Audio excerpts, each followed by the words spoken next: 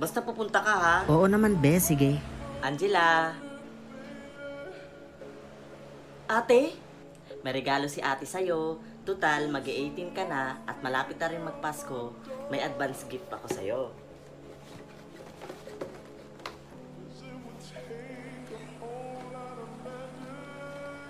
Ate, ano to? Basta, buksan mo na.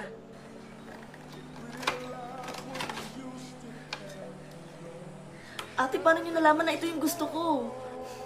Nagustuhan mo ba? Opo, ate, sobra. Thank you, ate. Wala yun. Sige na. Asan pala si tatay? Si tatay. Na lang po yung pinapakiusap ko sa iyo, tay. Tanggapin niyo na ako. 2 square root of 9 is divided by 2. Hello, anak. Hello po, tay. Kamusta pag-aaral mo? Ito po, tay, nagre-review kasi last exam na namin to. At pagkatapos nito, sasabihin na po yung top 1 sa school namin. Ganun ba? Pagbutihin mo yung pag-aaral mo, anak, ha? Opo, tay. Sige, anak. Mag-review ka na. Sige po, tay.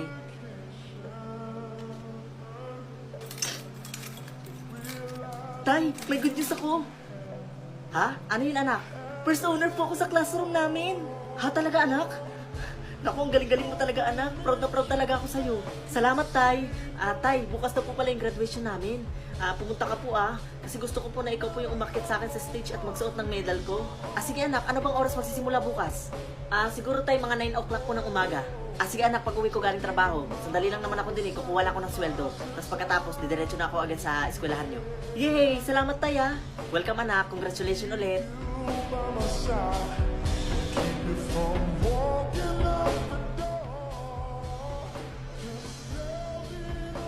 Hello, anak. Hello po, tay. Asa na po kayo? Malapit na po kasi magsimula.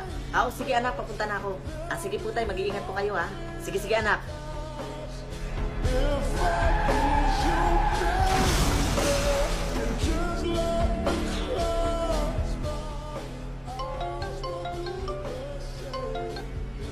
Hello, tay. Hello po. Kayo po bang anak ng na-aksidente? Ha? Aksidente?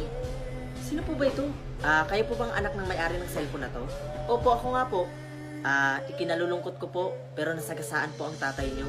Ipinilit po namin siyang isugod sa ospital, pero hindi na po siya umabot.